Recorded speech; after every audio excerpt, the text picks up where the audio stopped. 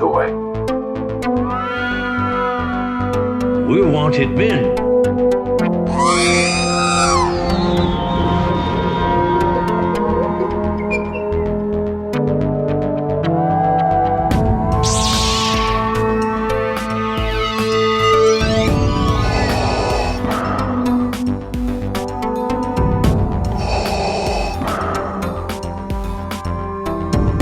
I have spoken.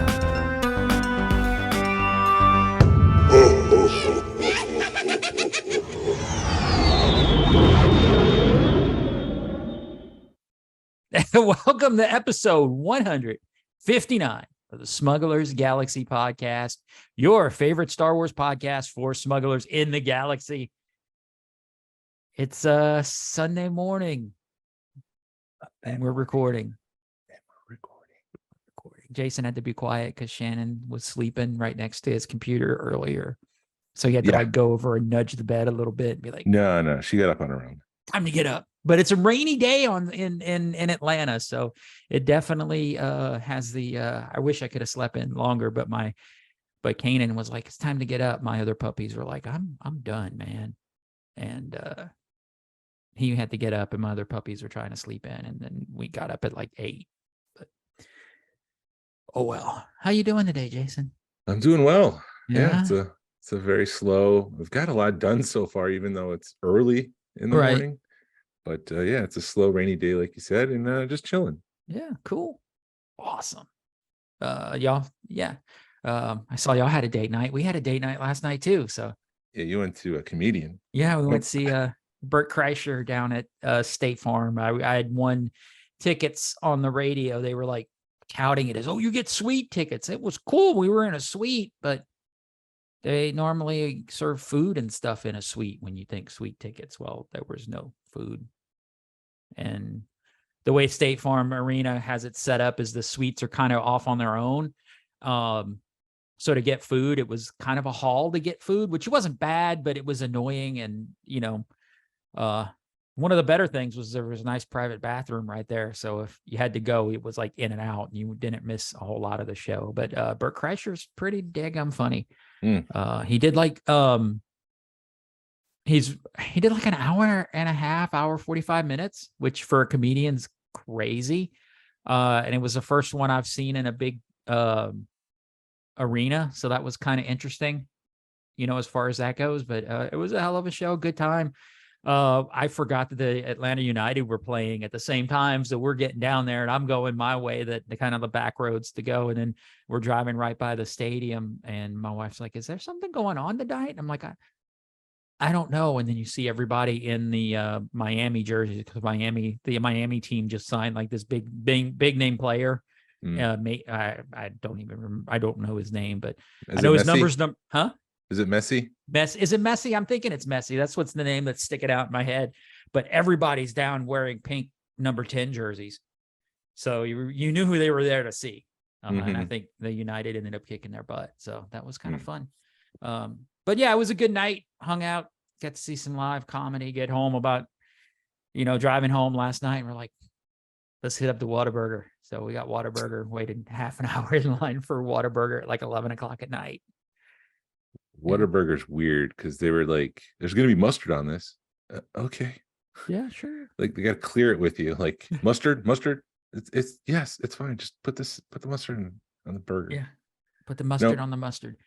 We went to a Cheesecake Factory, which we were trying to figure out the aesthetic of the Cheesecake Factory because it's a weird place. It's like Italian, but it's not Italian. They're known for cheesecake, so why is cheesecake associated with Italian people for some, or maybe Italy? I don't know. But then, so they had like Roman columns there. They have, like marble. They have like plaster chip, but it's not really plaster. It's all painted on there. And then the menu just screams diner. It doesn't scream upscale restaurant. It's just weird. I don't know. Anyways, I'm going nowhere with that. Right. Now, I've never been to the Cheesecake Factory, so I guess I need to go. But I like diner food. That's basically what I've heard. It's a high class diner. Yeah, it's weird. It's like it's got this feeling of like an upscale Italian restaurant. Not really, but So you're saying it's not the Olive Garden? It's not the Olive Garden. They try to be the step above Olive Garden, but they serve more than Italian food. You can get burgers. They serve breakfast all day. It's like a freaking diner. Jeez. I'll tell you one thing. It's not diner prices. I've heard it's expensive. Yeah, that's why it's just a once in a while kind of thing. Well, it's definitely your 19th anniversary, because that was that last night, or that? No, that's next weekend, ain't it? No, our 19th anniversary is next month, but we were next just like, month. Sorry. We were just like, this will just do. Like, we might not be able to get to a dinner next month, so we're just gonna call this our anniversary dinner, just in case this is not. And the only reason I know is because, like, my wife, actually your wife did sign up for the painting thing. Yes. So it's the same like weekend as your anniversary. So that's the only reason I know. Because my wife's painting a picture of my dog for my birthday, like 3 months early. Yeah. Did you pick anything up? No. Actually, I'm working a deal on some Bill and Ted stuff, so I got to pay that off. And that's about it. I got some a line on some 2D Bill and Ted pre-production stuff. So then it's really cool because I showed you a picture of one of them, and you were like, "Oh, that's the dude we know." Yes. It was Rick Watkins' signature in the corner. Right. So that's kind of cool because I was like, "Oh, we know that guy." But We'll see. called it, would you call it a post display? It's a presentation board. But it's more than a presentation board, because I believe that's original art cut and pasted on a presentation board. Yeah, so it's pretty cool. So I had that, and then I got a bunch of it's a bunch of pre-production pictures of other hard copies, not the hard copies I have, but a different set of hard copies with like handwritten notes on the back of them. So we'll see. I got a bunch of TVC stuff. Nice. I got my Nomad Boba Fett, the one that came in with the slave one that's repainted from Book of Boba Fett. That came in a baggie, so now they threw it in a card back. I picked that up. The TVC Cad Bane, which is a really cool figure, and the TVC Moff Jer Gerard. Cool. I got those, and then I went over. I love going to Second Chance, and I'm going to try to complete my Action Fleet collection. And there's a bunch of variants that I didn't track down, and Chance got like 3 bins of Action Fleet. He's just like, go through it. We also found this, awesome. and I'm like, it was a boxed Slave One from 2002, so this was like one of the last Action Fleet ever produced. And so I picked that up. I'm gonna have to open it. Oh no. I picked up. Are you gonna be okay when you do that? Do I need to like watch, make sure you don't faint or anything? I might just leave a knife in the room with the family and just step out, and they can do it. I'll do it when I come over one day, Jason, and I'll just rip the hell out of the box. Maybe be therapeutic for the family to do it. They also had a Slave 2 from earlier in the series, Action Fleet, but I was looking for a non-dirty one. So at some point they spray painted like airbrushed dirt on it. It was just like a splash of gray in a couple of areas. And I thought this doesn't have it when I was looking at it in the store, but in the box, it's very tough to see. And I'm like, is it clean? Maybe it's just a very light washing of dirt on it or scorch marks. I can't tell. So I'm just going to have to open it to see if it really is the clean version or not. But they did have an A-Wing clean. Nice. But this is stuff people don't care about. And I'm very thankful for that, because, people would be like, it's awesome when you find that niche that nobody gives a crap about, and then you can just exploit it. Because there's 2 variants of the hood, the cockpit. What do you call the top thing that peels back? Canopy. Canopy. Thank you. There's 2 different versions of the canopy. There's one where this is tough to explain. It's all one piece. It's not hinged. It kind of tucks into a hole, so you can slide it out and up. And then later on, they hinged it. So there's 2 different versions there. So it's like, if this is vintage Star Wars, people would be like, oh, the hinged version is $75, but the unhinged version is 100 and whatever, $2,000. But no, these things are still like $10 each. So nice. That's good. Yeah, we did. I'm go ahead. No, I'll I'll cut you. Well, no, okay, now you're drinking, so I will say something. When we did go to Second Chance last weekend, I forgot and picked up a bunch of the Action Fleet stuff, like the little figures, so we can use them for swag for the winter social. Yeah. I can get back to that because this is all part of it. Yeah. The A-Wing, there's also a clean version, a dirty version of that. So I got the clean version. There's 3 different versions of the Imperial shuttle. Jeez. Yeah, because there's 2 of the different hinges, kind of like the A-Wing where it slides out first hinged. And then there's the hinged version has 2 different versions. There's a clean version, and then there's a dirty version where there's like dirt running down the side of it. So I was able to pick that up. So now I have all 3 versions of the Imperial shuttle. And then I just found about this variant with Action Fleet. The Rancor came with the Gamorrean Guard and Luke Skywalker was holding the bone. Uh-huh. So as you can put Luke in the Rancor's hand and he kind of pulls him up to the mouth, and then you can kind of position Luke with his arms up. So it looks like he's trying to insert the bone. But there's another version where Luke came without the bone. Okay. So I just went over to Second Chance. I saw you post that. Yeah. Yeah. That's the kind of the rare variant. I went to Second Chance. He had that. The reason I went to Second Chance is because he had, you had pointed this out, an E-Wing minifigure. Right. And so I ran over there like the next day, and he's like, "Oh yeah, I got the E-Wing in the back." So I'm gonna buy that. It's missing, the engine kind of slides out on top. It's missing that piece. So hopefully he can find that piece, because I don't want to have, it's going to be incomplete anyways because it doesn't have the R7 droid. Right. Because he's already sold that off. But to have that and no canopy, like if I was going to buy it, I want at least the E-Wing to be complete. Right. So I didn't pick that up yet, but I will be. Cool. Yeah, and I have the pilot here in a separate baggie waiting on you. Keep that away from swag baggy. It was, that's not swag.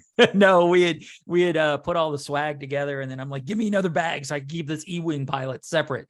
And everybody's just kind of staring at me and laughing. I'm like, no, it's important to keep it separate because I know we're just going to get busy. And next thing you know, the E-Wing pilot's going to be in a pile of goo and Jason's not going to be happy. No, I wouldn't be. I want that. I want that guy.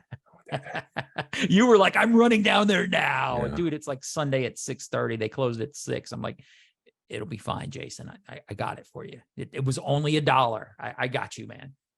Thanks.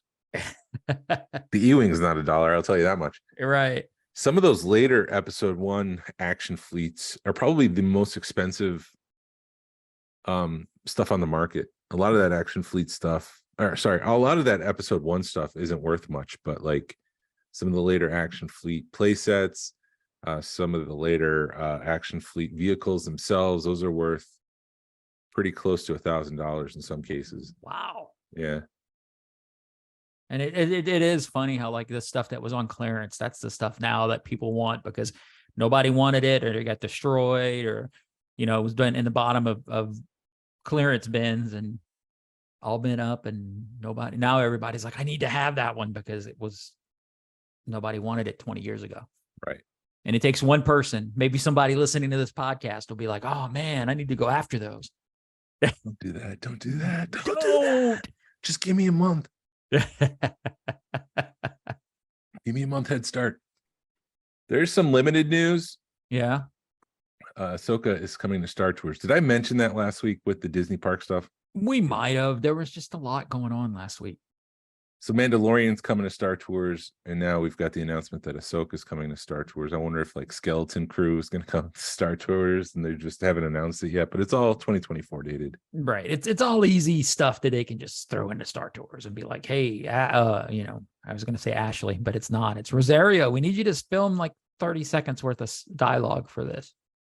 Yeah. And she can be like, Star Tours, what are you doing here? Do you still listen to Disney Dish with yeah. It wasn't, yeah. That's like my Monday listening, podcast listening. Same. But he was talking about the Star Cruiser. Was that the latest episode or was that in one of his other podcasts? They talk about it pretty regular, so I don't know. So most people in the last month or so who've left the Star Cruiser gets a request for like $150. Oh, yeah. That was the latest one. Okay, in an hour of your time, can you give us some information about your experience on the Star Cruiser? And the question is why, if you're um closing this thing down, do you care what people think about it? Because it doesn't matter. I think I think what Disney slowly realized, that Star Wars, like, they wanted to create Galaxy's Edge. The whole concept again is that it's going to be your adventure. It's not going to be Luke Skywalker's or anything from the sequel trilogy, Rey's story. This is your story. And A, that didn't work, but B, outside of the original trilogy characters, the other set of characters that are popular right now, Mandalorian, Hera, Ahsoka, Chopper, everybody that they're putting in there in Disneyland is what people care about. So I think what Disney's realizing, that A, they need those characters. This needs to be set in this time period. Right. You think? This is what people want. And B, maybe they're retooling the Star Cruiser to become maybe just a hotel where the Mandalorian walks around. They've invested a lot of money, so I don't think they would change the room so much. Mm-hmm. But they can do some subtle things to make it, more of that time period and retool it. So that'd be cool. Yeah, and maybe not make it $1,000 a night per person or something. I mean, I'd still be interested in it, but I mean, especially if you know at the that, very least, huh? At the very least, please don't make it $1,000. Make it a couple of $200-300 a night, and then you get to have like exclusive access to these characters, or not exclusive access to these characters, but you get to have an extended time with these characters. I would do it. It'd be fun. Because when you kind of know when they're coming out, but you see Hera and you see Ahsoka and you see Mandalorian and Boba Fett, and when all those characters come out, they're bombarded with people. So if you know, hey, if I spend a couple $100 and I can go hang out with them, why wouldn't you do that? Yeah. Especially if you already need a place to stay. I would like to see them kind of strip it back a little bit. I like the whole idea of it being like what they call it, the LARC live action role playing. Right. Like that's for 2 days. I'd like to see them just scale it back for a night. Mm-hmm. You check in at 2, you leave at 11, and in that time on the Star Cruiser, it's like live theater. Maybe you've got a couple missions to play, but you don't need people to walk you through that. You just go to lightsaber training, and then you go to the front cabin, whatever. Mm-hmm. And then from 7:30 to 9, there's some sort of dinner show where the thing happens. Right. And then 11 o'clock, you check out and you go to another hotel, you go to the parks or whatever. But I think that would be cool. Yeah, I think because it was definitely overload, because if you weren't doing something 24/7, you weren't going to get what you paid for out of it. And it wasn't a relaxing vacation. It was something where you couldn't go down there and spend 2 days and feel relaxed. But Disney's not relaxing. But even if it's not relaxing, I enjoy the hell out of going to Disney. Yeah. Deadline is reporting that Lando, the series, is becoming a movie now. Dude, I think we're going to get a lot more movies coming up. I hope so. Like, would you want it to be a scaled back version of like a Disney Plus movie, or do you want it to be more of a Star Wars movie? Ooh, I just want a good movie, but I see Disney Plus movie. So you're talking like something that's made exclusively for Disney Plus? Yeah. Like what was the sequel? Hocus Pocus 2. I'd like to maybe a little bit of both, because I'd like to see the budget, because the stuff they're throwing at Ahsoka and all the budgets of these Star Wars movies are are movie budgets. Yeah, per episode. 10 million per episode. Right. Which is cheaper than a movie. I mean, if you're getting a 2-hour thing. Yeah. And they're spending $300 million on this 2-hour thing, and that's not even including marketing costs, which is another. If you spend 200 million, you're going to market 200 million. That's usually how it works. But where was I going with that idea? Yeah, I just want a good movie. I think okay, so I got to kind of go. You got to kind of go to the left to come back around. But I think with a lot of the movies right now, we're so spoiled right now with Disney Plus, because look, the Haunted Mansion's coming out the 1st of October, and it's only been Yeah. in theaters like 2 months. Yeah. So it doesn't really matter because eventually we're going to see it on Disney Plus. But it'd be fun to see it in a theater. So yes, let's see a theatrical release that gives us an excuse to go see it. But I don't think it's Lando. I don't know if It's if they pitch it and market it right, where this is a sequel to Solo, it's like Han is a character that appears in Lando's story, just like how Lando appeared in Han's story. Like if it's just a flip version of that, so it's more Lando. Han does come in to help every once in a while, maybe, and so Han, we just know that Han's doing work for Jabba on the side or something like that. And they market it as if a sequel to Solo, even though it's more of a spin-off. I think it could be successful. Let's do it then. And they got Donald Glover doing it, and he's a name that everybody knows, so I think it would be successful. Yeah, my daughter loves Donald Glover, but she doesn't like Star Wars, so it'll be interesting to see if she actually pays attention to that movie or not. Rumor has it that Hasbro is going to start a Bring It Back Tuesday campaign instead of like Mando Mondays or Tuesdays, whatever they're doing now. I don't think they're doing anything. But they're going to release the Rumors Black series that we haven't seen in like 10 years. I think this will, yes, devalue the collection of people's Black Series figures, but just remember that modern figures are not an investment. No. Because Hasbro can do something like this, and you buy these figures, you're buying for an investment. You know that at any time Hasbro can re-release a figure and crash the price of yours. So, and just collect for the love of it. I don't think that's I'm gonna get off my sandbox. Soapbox. Yeah, no, I feel kind of when I saw that they were releasing the ATST Raider, I was like, oh crap, but it's the same price you paid for yours. Yeah. So I was like, Jason. But that goes to show, like, it was available for $200 at several cons that I've been to. Toylanta, I think PowerCon, there was one there for that price. That would have stung if I had bought it for the $200 price and then they re-released it for $80. Right. Yeah, because you'd have lost $100 basically. That's why it's a bad investment. Yeah. Did you see that they were they're doing PulseCon here soon, and that's when they're going to release the information on Sabine and Chopper? I'm sorry. I just realized that there's comments based on what we're saying right now in real time. Yeah. I don't know if I should respond to comments. Jordan says to get back on my soapbox. Jordan, was it? I haven't seen. Oh, which one are you watching? Because the only one I see is a couple of comments on the.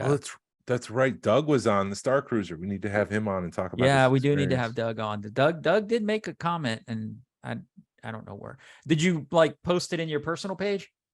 No, it's. I posted on GASWC, but you have to go into the video itself to see the comments. Oh, okay. I have the video up, but I don't have any real comments. Jerry and Randy are watching us right now. Awesome. Sweet. He's not. Oh, there we go. Now I got a whole bunch of comments. I redid it. Hey, Tony and Jordan and Jerry / Randy and Douglas and Zach. Yeah, we got to get back into this show because this is not interesting to listen to. What were we talking about? Chopper and Sabine on Hasbro PulseCon. Yes. Is that it? Yeah, I think so. I'll be interested to see what happens with that. Before we talk about part 5 of Ahsoka, I just wanted to say the quality of the storytelling quality, my opinion, in Ahsoka is much better than Mando season 3. And so I'm wondering if Mando season 3 suffered because Filoni was more focused on Ahsoka than he was Mando 3. I don't know. I think Mando season 3 was sort of bringing it back to Mandalorians versus Din Djarin. I think. No, I'm just thinking the quality. Yeah. Because Filoni's attention was in a different direction. Gotcha. And now we're distracted by comments. I'm trying to read it, but no, Jerry's just like, I wish I would go live more because I want to yell at you when you're recording. And And Tony says, you know, he wants to buy 10-year-old figures on ancient mold. So he's looking forward to that. But, you know, I think Tony's being a smart ass. Probably. It's a good guess. Like whenever Tony cracks a joke, he's being a smart mouth. Smarty pants. Smarty But pants. he does Jason make still won't curse. It's great. No, I really enjoyed.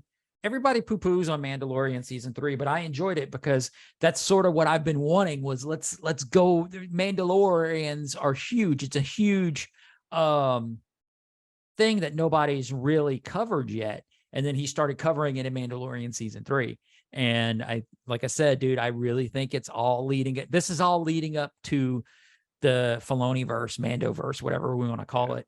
And bring it on, you know, let's see what they're going to do, because I've also heard rumors that Mandalorian season 4 is going to be a movie. I don't know. I don't want them to start doing movies again. I want to see movies again, but I don't want the storytelling to suffer because they want to do movies again. I'll give you this. I don't feel like where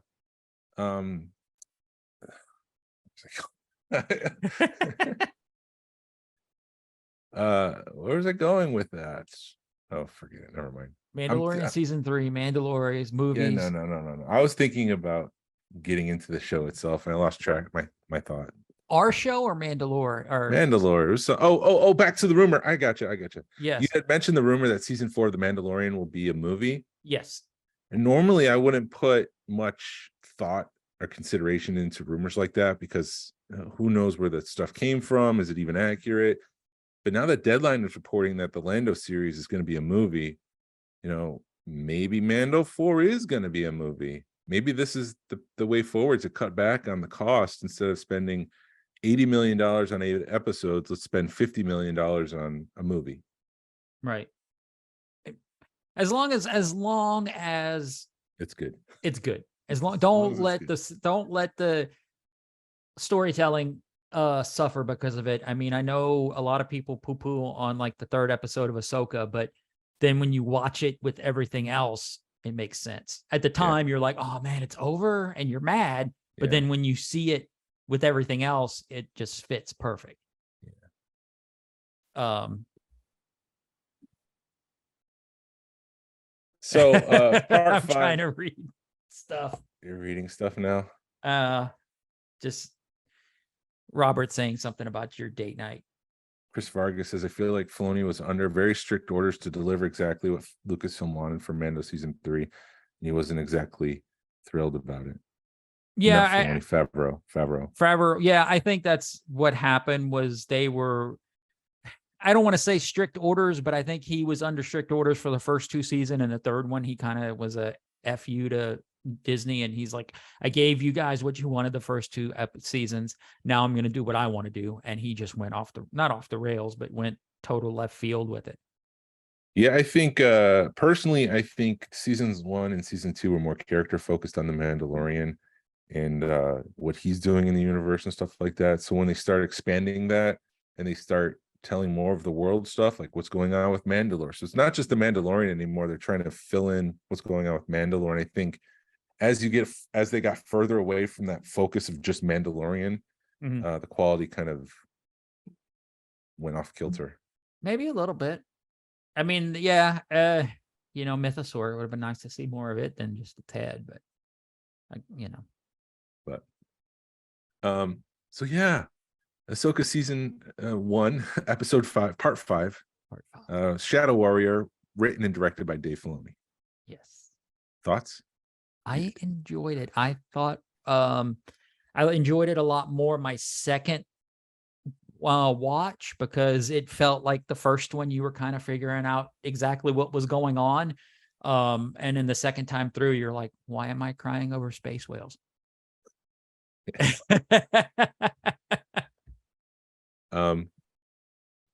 Yeah, that was the second watch was much more emotional than the first watch. I guess the question is, how many times did you cry?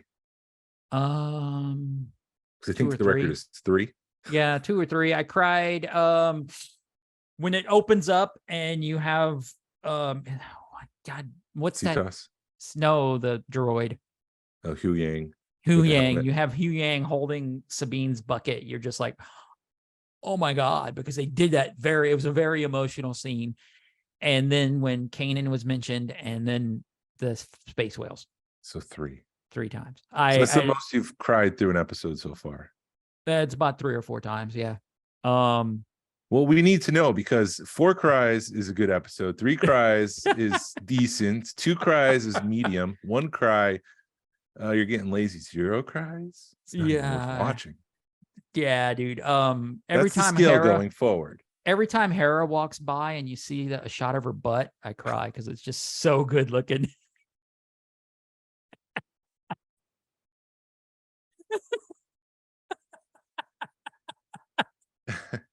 I don't even know what to say.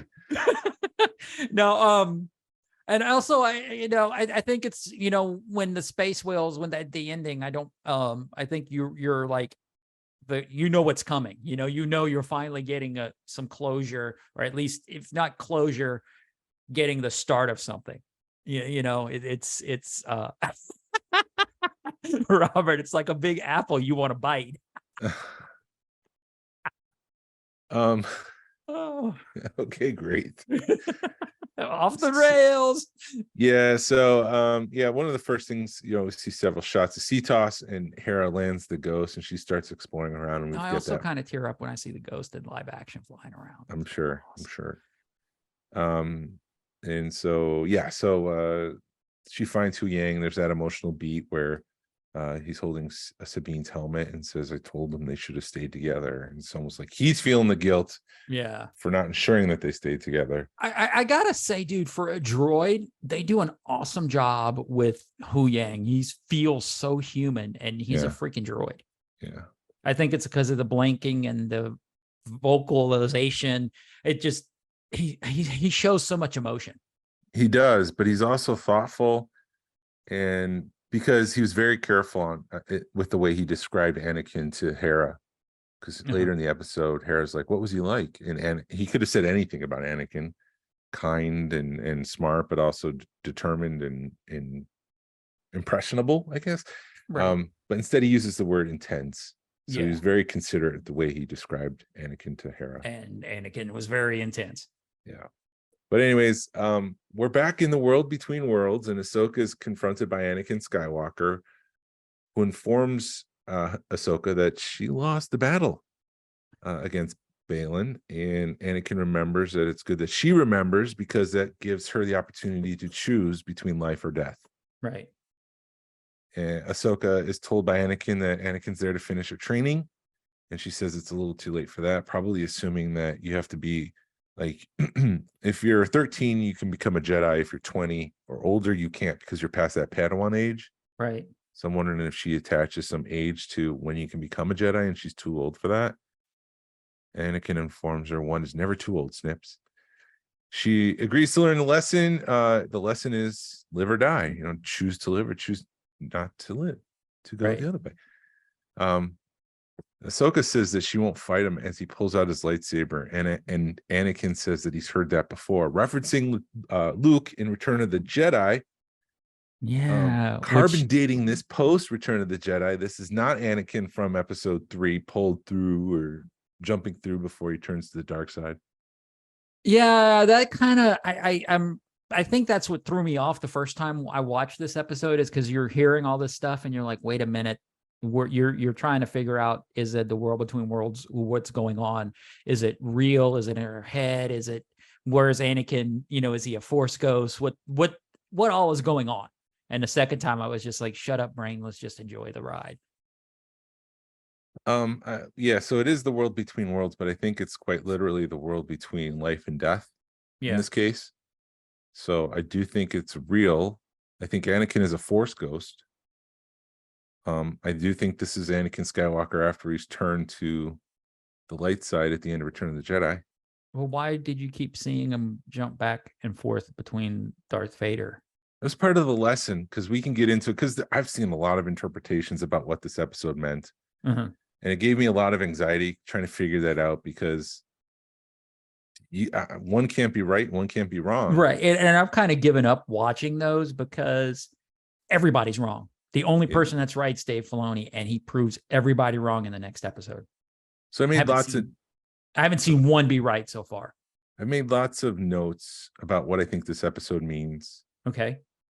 Um, so hopefully, using what we've seen on screen, we can, and without drawing in things from like in this book, Ahsoka says this, and in this Clone Wars episode, and this Rebels, like I brought it all to what we've seen so far in Ahsoka. Okay. That's the lens I'm viewing it through. So, let's see. Back on Cetos, Jason is listening to the waves Right. as radar scans at the dish, his little radar dish on top. Carson Teva name drops that Senator Organa is going to try to buy some time, meaning that she's in with the fight against Thrawn. That's awesome. Did I just hear that? Yeah, you did.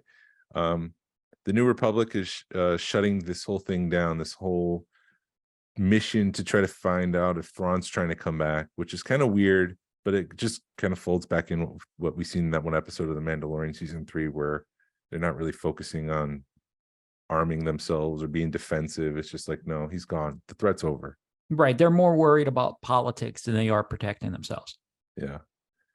I thought this was cool for a number of reasons. Jason says he can feel something in the water, and as they close their eyes, they can listen to the waves. Hera listens, and she's just very supportive. Like, you've got this New Republic fleet coming to get you. You got to go find Ahsoka. And Jason's like, no, we got to stop and listen for a moment. And so even though the clock's ticking, Hera takes the time to listen to her son, right, and to hear and to trust him and believe in what he's saying. So they do close their eyes, and you start to hear the sound of lightsabers out there. So Hera believes that Ahsoka's still out in the water somehow. So right. Well, you also got to realize Hera's seen some weird crap too. So she knows that, she knows the lineage that her son has. So, you got to kind of just listen. So that was important, but I think it's also important because it grounds where the world between worlds is right now. Right. And it's through the Force. Like, everything that's happening is through the Force. It's not an actual realm. It's like they're living in the Force for a moment. Mm-hmm. So much so, and so close to Jason that Jason can feel it.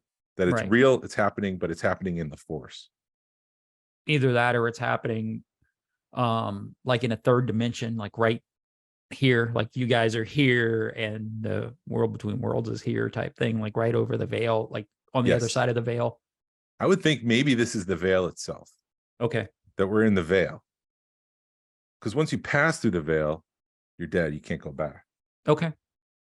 But because she's got the option to live or die, she is like the veil itself. Like, she can fall either way out of the doorway. Okay. That makes sense. I also wanted to, I was being snarky this morning. I also want to thank Filoni for not adding another annoying kid to Star Wars, because Jason's not. He's good. Is he earning your name? We'll see. TBD. TBD. He's not like Ezra. Ezra was a punk. Yeah. He was always getting himself in trouble. But Jason's like respecting his mom. He's doing what she asks. He doesn't like, she's like, go hide over there behind Chopper. You don't see him go. It's so cheesy. I'm sorry. I'm like, oh my God, like Chopper's gonna really protect you, but maybe he will. I don't. He's a war criminal, so he'll blow up the planet before he lets anyone harm Jason. Oh, that was so bad. But then it's like they've done that before, so they have like their own little hand signals and stuff worked out. So he knew exactly what to do. Yeah. Back in the world between worlds, Anakin does his trademark spin move. So it's something Hayden Christensen came up with while rehearsing for episode 3. What was this move where he swings it and then he swings it behind him and he comes back around? Yeah, I had to pause a minute and be like, dude, after like, because I watched the first one on Tuesday, and then I think I watched my second watch was like Thursday night, and I had time to process everything. And you're watching all the social media stuff and people blow up, and then you realize that this is stuff people's been waiting a long time for. And, you're seeing, Clone Wars people, this means just as much to Clone Wars people as this does to us Rebels people. And when you watch it from that lens, it's something totally different. That half an hour of TV of that battle was incredible when you look at it through the Clone Wars lens. Yeah. Yeah, it was there was a couple moments that were like, this is pretty incredible to see Hayden Christensen look exactly like the cartoon, Right. and to see it like, oh no, like if you work it the other way where this is the live action version, they turned it into a cartoon, like, oh, I could see that too. Right. Like, I thought yeah, they did. It was very well done. After the second watch, I was like, man, imagine, because after the first watch, you were like, why would you want to see this in a theater? And then after the second watch, you're like, oh, this would have been awesome to see in a theater. yeah. It would have, with the community crying Yeah. together. Ahsoka kicks Anakin in the face, confident that she's learned everything she needs to learn from Anakin. So this is like a waste of her time. Mhm. And Anakin says he hasn't taught her everything yet. He slices the bridge, and Ahsoka falls down to the clouds, and then she's covered by the fog of war. Phase one clone troopers run right past her. She stands up. She looks straight out of the Clone Wars, which just kind of goes to show that she was like, animation kind of hides the fact that she's a teenager. Right. She doesn't come across as a teenager, but she is like young, Yeah. too young to see the war. Right. And have you seen the memes like when she stands up and like, this is the Clone Wars? And it's like everybody else going, it's Clone Wars. And then Anakin's like, of course. Of course, yes. Of course it is. They've nailed the look. It looks phenomenal. Yeah. Ahsoka kind of wonders where she is right now, and Anakin tells her, you tell me why I'm here. It's almost like this is a self-discovery. It's not for Anakin, it's something for Ahsoka to figure out. Yeah. She doesn't understand what's going on, and Anakin says that's her problem. They all run to battle. There's explosions everywhere. Ahsoka, like, everything explodes, and there's a moment of war, and they kind of fade to post-war. And no, wait. Oh, as they're running, Ahsoka asks her, "What about the training?" And Anakin says, "This is your training." Yeah. So I guess the question is that a replay of something that happened in the Clone Wars, or is that something that's going on right now? I think I saw something like it was the first battle of the Clone Wars and the last battle of the Clone Wars. So it was a Yeah. bookend of battles for Ahsoka. Yeah. Did I accidentally delete a lot more than I needed to? Because there's that whole section. What did you do? I thought I wrote this down, but there's that whole section where they're standing around. Oh no. So yeah, I did delete too much. Because to the cut to the post battle of what just happened. Clone troopers are lying on stretchers. Ahsoka takes the hand of one of them. The clone trooper grabs her hand and kind of pats it like, thank you for your support. Anakin says that she needs to go with him and attack more droids. Ahsoka's weighed down by the cost of war, the loss. It just doesn't seem like something Jedi should do in her mind. Ahsoka says that all the deaths of the clone troopers are her fault because she's the Right. one that leaded them. So she's you need a more coffee, teenager. Jason, this morning? Probably. She's a teenager. Yeah. And she's leading clone warriors into battle. Yeah. I mean, that's what Jedi did. Dude, if you really look into it, Jedi are real a-holes because they will take babies away from their parents. And, oh, you have the Force. We're going to take you away as a baby and raise you as your own, and you're never going to see your family again. Yeah. Yeah, it was all manipulated. That's not what Jedis are supposed to be. They're supposed to be guardians of the peace, as Anakin says later in the show. Right. But Anakin says it's their job to lead the Clone Wars. So Ahsoka's wrestling with that fact that she's led all these clones to their death. She says this is not what we trained for. And Anakin says that they have to adjust to the times. This is what they're needed to be right now. They're supposed to be keepers of the peace, as Obi-Wan told Anakin a long time ago. But now things have changed. Anakin tells her that she needs to become a warrior, a soldier, and that's what she's supposed to learn, or supposed to be. Ahsoka asks if this is what she has to do to train her Padawan. So she's still thinking about Sabine here. Like, do I really need to train? Because that's all that I guess she was training her to be, was like a warrior. Right. Now that we go back and think about it.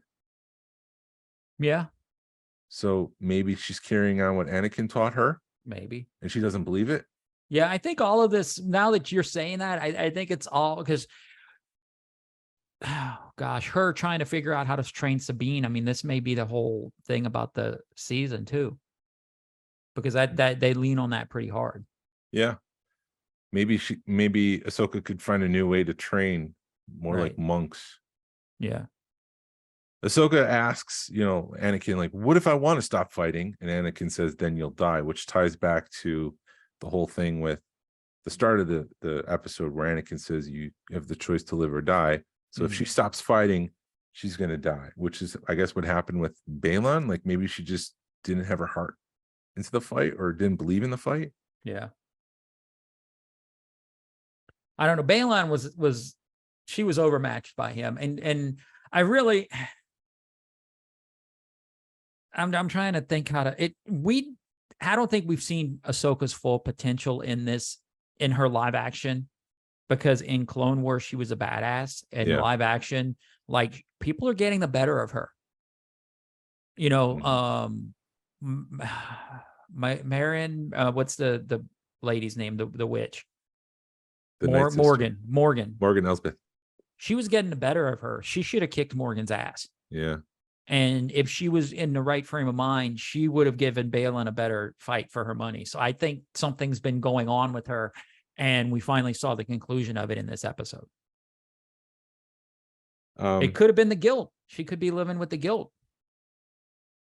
Yeah, because I was just thinking about this. So the next shot after Anakin says, then you'll die, he turns around and he walks towards the battle, and we get this incredible scene, maybe like my favorite scene from Star Wars since Vader appeared on the deck in Rogue One.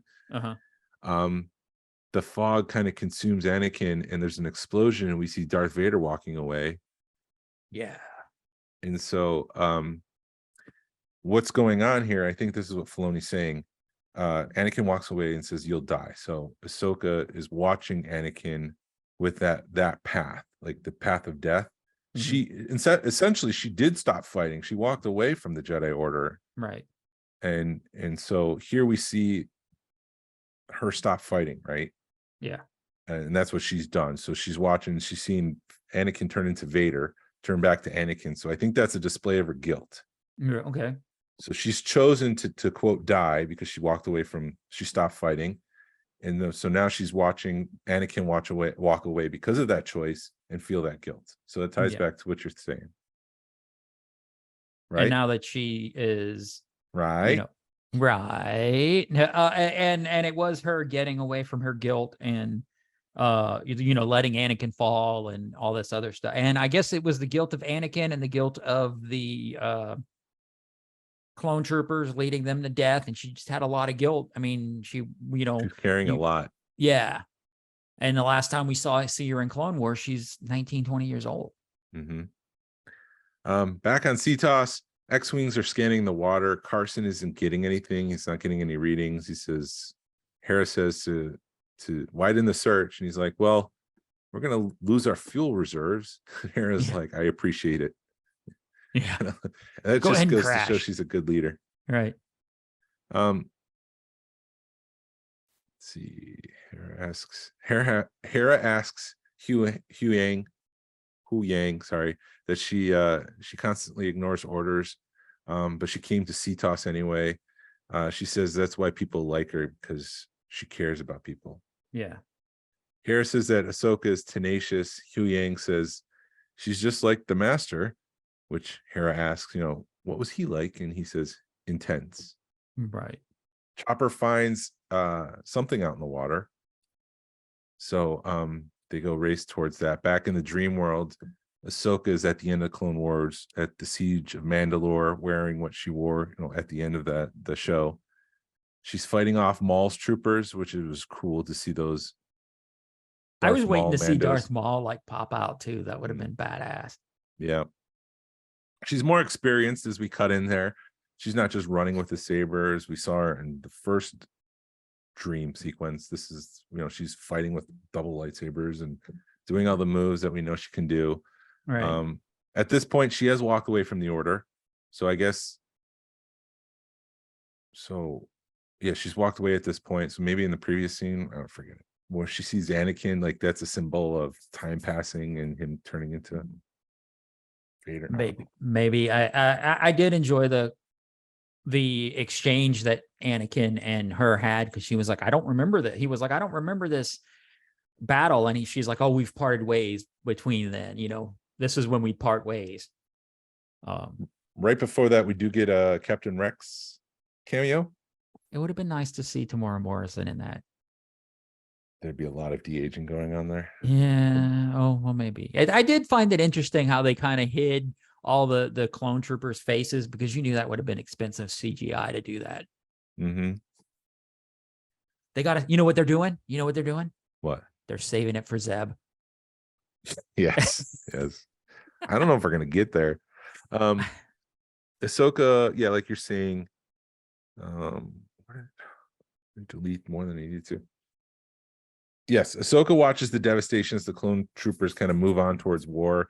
Anakin appears behind her in full episode 3 gear, and he says that he wasn't present for that battle, which means that this, isn't time travel. This is like a dream sequence. He says that it looks intense, and she says it was. He says she aged well. She's become a warrior as he trained her to be. And he says that he's passed on all the knowledge he ever knew or possessed, as he learned from his master, who learned that from his. She's part of that legacy. Right. And Ahsoka says that her part of that legacy is death in war, which she doesn't approve of. Anakin says that she's more than that, because he is more than that, because if he's giving everything that she has and she has it all, she's got more power in her than she realizes, because Anakin was so powerful. Right. Even Ahsoka says that you're more powerful and dangerous than anyone realized. Anakin is upset by that. She's learned nothing, because again, she's more powerful than she realizes. She doesn't believe in herself, which I think is part of this dream thing. Yeah. So they must go back to the beginning, live or die. He ignites his red lightsaber and his Sith eyes, which was awesome. Anakin kicks her. They fight for a brief moment. Anakin kicks her back into the world between worlds, where we hear briefly Vader breathing before we see Vader walk out, but then it kind of switches back to Anakin because of the fog of war. Sorry, you're getting excited with Vader's breath. No, just the whole Anakin, the transition from Vader to Anakin and back to Vader, and then Darth Vader before he got the suit, and just that whole interaction was incredible. Anakin yells at her. She has a lack of conviction, which again is a lack of belief in herself. So she's dealing with guilt. She's dealing with the fact that she doesn't believe in herself. Anakin says it's time to die. Ahsoka doesn't have a lightsaber at this point, but she's able to dodge Anakin's and take it from him. She gets close to Anakin, and slowly her eyes turn from normal eyes to Sith eyes. It's not there at the start of the clip, but it's there at the end. Freaking Dave Filoni, man. Yeah. But she tosses the saber off the bridge, much like Luke does at the end of Return of the Jedi, and says she chooses to live. Anakin steps away. The Sith eyes go away. He gives her a smile and says, then there's hope for you yet. Anakin disappears. So the things that I think I learned from these dream sequences is that A, Ahsoka wants to live. B, she believes in herself now. Just because she's part of Anakin's legacy doesn't mean she will follow the same path. Hence the idea that she can actually toss the saber away and not fight. And she can no longer carry the guilt of walking away from Anakin any further. Cool. Yeah. Moving on. Yeah, moving on. The world between worlds collapses, and she's kind of coming out of the Force back into the water. There must be like some sort of Force bubble. Maybe that's what what Chopper and Jason were able to pick out. Yeah, either that or she finally came back into the real world. Yep. We cut back to the interior of her starship, and she's like in the darkness, but the light kind of fades. The light opens up onto her. Right. So she was in darkness. She's in light now. That's what the metaphor is. Yeah. She wakes up, and Hu Yang is there and gives her a sheet to wear. Jason says that he heard Ahsoka fighting when Ahsoka walks out, and he gives her a hug. And were you not weirded out by her not having her headgear? Yes, that was weird. on? That did not look right. I watched that and I was like, wait a minute. I saw that Yeah. and then I started looking at her. Is it no, I want to call it Klaatu, but it's wrong. Her headpiece. Yeah. And I was like, she's faded. It felt like the Yeah. headpiece had faded. Maybe it was because she didn't have her headband on. And then she throws on a white outfit and I'm going, don't tell me this is how she's going to be Ahsoka the White, where it was something incredible, but it wasn't what we were expecting. We were expecting this grandiose thing, which it was grandiose, but it wasn't as grandiose as we were expecting. And she becomes Ahsoka the White. And I'm like, please tell me she's not just snaps her fingers. I'm Ahsoka the White now. No, I don't think she realizes it, but she has gone through a transformation. She has let the weight behind her, the weight that was inside of her behind her, and she's moving on and moving to a lighter path. Yeah. So I think it was a pretty good transition. I think it was worthy of becoming Ahsoka the White. I don't know. Yeah, it was. It just wasn't. I don't know. I'm not poo-pooing on it. Don't get me wrong. But it's like everything in our head canons are so much huger than what it is. And then it takes a half an hour to fix it. Mm-hmm. And then we're all like, oh my God, that was incredible, which it was. I'm just more, huh? But was it? What was it? I thought I enjoyed it. I enjoyed it. We'll see what they do. Did you like it though? Did you like it though? Yeah, no. Just her transforming like the physical, like it was like, oh, I have a white outfit in my ship. Let me go get it. Or, oh, look, you guys washed my clothes. Let me put on the clean clothes or whatever. That's how it felt. The actual physical transformation. We saw the mental transformation with Anakin, but the physical was just like, I've got some clean clothes. Let me go put them on. Maybe. Again, Jason says that he heard Ahsoka fighting and he wondered who she was fighting with. She doesn't answer, but I do think that's confirmation that it was a real place that happened in the Force. It wasn't a dream. Yeah. It wasn't a hallucination. It was an actual thing that happened in the Force. Right. Hera wants to know where Sabine is. Ahsoka uses her Force Echo abilities introduced in Jedi Fallen Order to read the map and try to figure out what happened around it in the time that Sabine had left. Obviously, she's gone to another galaxy with Balon. We've already seen that, but she's decided to go find Ezra, which means Thrawn as well. She establishes that Sabine was alive when they shipped off. So who knows what's happened since they've gone into the other galaxy. Let's see. I can just go back up to Ahsoka finds an answer with the Purgles. She decided that the Purgles can make jumps across the galaxy. That's where the map came from, based on their path through one galaxy to another, so they don't skip it or they go to the right place in the galaxy. She thinks that she can use the Purgles to go find Ezra and Sabine. Yeah. No, you're right. You're right. I'm adding my color right now because you have her doing the Force Echo, which you kind of saw a little bit. Now all of a sudden she's really good at Force Echo, and now all of a sudden she can talk to animals. It's like she is becoming everything. She's becoming more powerful than the most powerful Jedi we've known. And I think from her going to something that annoyed the crap out of people to being oh my God, the most powerful Jedi in the galaxy, and to see a character do that is something pretty cool, because I remember seeing her in Rebels and knowing what she is, and then seeing Clone Wars and going, Ahsoka's annoying, and being like, I hope she transitions into something more. And we actually got to see a character grow up in Star Wars and become the most powerful Jedi in the galaxy, which is what Ahsoka's becoming. We get another cameo from Mon Mothma. What? Nothing. You're laughing. No, nothing. It's just move along. Yeah, we've got, we're past an hour. Oh my God. We're past an hour. So let's see her Mon Mothma be a little bee. Come on. Yeah, she says that they're shutting things down, that Hera is not listening to orders. She needs to come back and answer for this. They're going to strip Hera of her title, general, probably because she's, like I said, ignoring command. and she needs to bring Ahsoka back for testimony to say, no, Thrawn is a real issue. Hera's not being crazy. But despite all of that, despite the trouble, Hera decides to help Ahsoka because she believes in doing what's right versus doing what the Republic is telling her to do. Right. You take off. Once a rebel, always a rebel. He's a rebel. So they fly into the clouds. And that's where they meet up with the Purgles. Ahsoka is in full white gear now. I mean, she's like the white Jedi. She's no longer gray, as people might say. Right. Ahsoka steps out onto the wing of the ship, and much like we saw her communicate with Grogu in The Mandalorian, she uses this feeling kind of communication with animals. I think that's what Ezra's probably strength was, because he used to talk to animals all the time, including the Purgles. Right. So Ahsoka's able to do that. She's able to speak with them. The fleet shows up.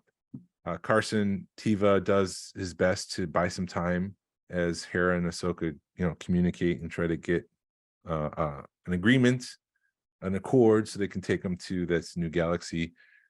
Jason asks his mom about the Purgles, and she says that the Purgles will take Ahsoka to where Sabine is, telling the audience exactly what's going on. Thank you, we know now. And just like the stories, that would make it like number 5. Just like the stories you used to tell me, Mom. Yep. How the Purgles took Ezra and the bad guy away, and you're just like, damn it.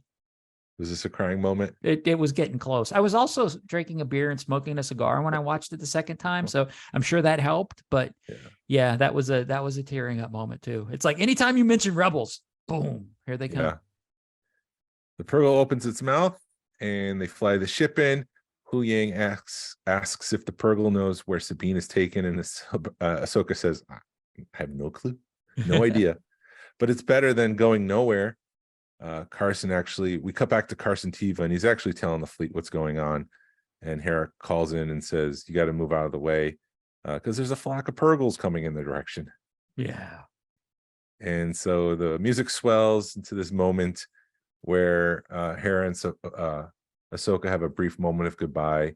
Hera says, may the Force be with you. And the Purgles fly off into another galaxy, which when the end credits came on and we see this map and lines connecting things, I'm wondering if that's just the migration pattern of Purgles in that galaxy. It could be, because from what everybody they keep saying that the map is following the migration of Purgles. Oh, so people are saying this? It's not new ground? No. If you watch when they're talking about the map in the show, they're saying that it follows the migration of Purgles, which would make sense, huh? I assumed that, yes, it makes sense. But I assumed that it just went from that planet to the other planet in another galaxy. That I thought they were talking, that's the migration. Mm-hmm. I think when you see that end credits, that's the migration pattern of where Purgles go from one planet to another, and then they go back to Cetos, and then they fly out to the other galaxy. Okay. I think it's the same thing. I think they're one and the same. Right. I think they're one and the same. I think the map and the migration patterns of Purgles are the same thing. Forget it. I'm just repeating things now. Yeah, we're just saying a migration pattern of Purgles so many times. But anyways, yes, it was a good episode. I liked it a lot. Very emotional, especially on the second viewing. Yes. And we've got 3 episodes left, and I would assume that 2 of these episodes are about finding Ezra or meeting up, and then the last episode is some sort of big battle where everyone realizes, oh, Thrawn's back. Yeah. And we cut to the Empire winning the battle, maybe, and that's the end of the show. I don't know. Yeah, I think you're right, because we've seen the only picture we've seen of Thrawn is him in his full regalia on the Eye of Sion. So they're going to meet him, and he's going to be, I doubt he's in his full regalia after 10 years in exile. So yeah, it'll be pretty awesome. Mm-hmm. And then I think you're going to have them come back to the galaxy and Hera go, told you so. And then boom, big battle. And So Like you said, and yeah, it's. I think the way you're right about it being the Empire is going to win on this one, or Thrawn's going to win, or whatever, because the New Republic is not ready for a battle. They've, when you see the fleet and it's 3 ships, you're like, something's wrong with this. Well, is that the entire fleet, or is that just part of it? I would assume it was just part of it, but the way they were talking was it was the fleet and it's 3 ships. Well, if that's the entire fleet, they are not ready for what's about to come. I'm curious if Thrawn, if Thrawn's had 10 years and he got sent into space with 3 or 4 Star Destroyers, he's going to have at least 2 Star Destroyers ready to go. Yeah, and then all the other remnants of the Empire, the Shadow Council that we saw in the Mandalorian season 3, they'll all just unify underneath Thrawn, and then you've basically got the Empire back. Yep. Because they haven't gotten rid of all their stuff yet. No, they haven't, and you just feel it. And then we're gonna, dude, it is. If Dave Feel Filoni, the excitement flow through you. Yes, with Dave Filoni at the helm of Star Wars for the next forever, wow, dude, we are going to have some amazing content come out in the next 5 to 10 years of Star Wars. I agree. Yeah. Yeah. I don't know what I'm trying to say. Good episode. I've got a couple of other notes, but we'll read your notes. Well, no, my only concern. Okay, so let's get back with Ahsoka. I think this is like a baptism for her with the whole water and everything, because she was messing with the dark side up until now, and she was, and she couldn't find herself, and she was looking on the dark side, and then all of a sudden, because water and baptism and everything, and then when she came out of the water, it was a resurrection basically. Yep. And now she's Ahsoka the White, and she has her head straight, and she's back in the right headspace, and she can use everything she's learned, and now she's Ahsoka the White and is on her path to be the most powerful Jedi in the galaxy. Yeah, 50 points awarded to Glenn for coming up with the right answer. Yeah. And I also want to see more Chopper, man. It feels like the robot's not working, or you can only do one thing at a time. I'm seeing a lot of Chopper, but when you see him, he's standing still and going, or this is moving. The focus on this show is on a different droid, not Chopper. So, but you know what I mean? When you see Chopper, it just he looks bad. He looks like the shark in Jaws. It's like Chopper's not moving. So you, sorry, reading the comments, but you know what I mean? It's like Chopper, I know what something's you mean. wrong with him. So he's not moving a lot or something. Or maybe it's the writing. I don't know. I know what you mean, because I missed R2-D2 from the sequel trilogy. All the focus was on BB-8. Yeah. So now all the focus is on Hu Yang, not Chopper, just like all the focus was on BB-8, not R2. So I understand what you're saying. Right. Robert is saying, if I lose my train of thought, I should think about your date night at Cheesecake Factory. I guess. I don't know. He said something about, somebody said something about you losing your train of thought talking about date night earlier, but I got s'mores cheesecake. It's best. It's the best. Yeah. Any other notes? Not really. I want to get serious for a minute, and then I'm gonna then we can close it out. But I just shoot. I'm sorry. I'm trying to think how to put my words together real quick, but it's the whole thing with suicide. If you guys are having issues, man, like there's a number 9988, man. Call me, message me on Facebook, something, there's a lot of help. Don't go down that road, because we've had it in the Star Wars community. I've had it in my personal life like 20 years ago. And last week, one of my neighbors did it. And when you go down that road, you don't see the aftermath. And when you come home from work and there's a ton of cop cars in your neighborhood, and then you see your wife come in tears because you find out what one of your neighbors just did. And, this is a couple that we used to see walking their dog every day, jogging. We saw her jogging all the time. And now you don't see that. It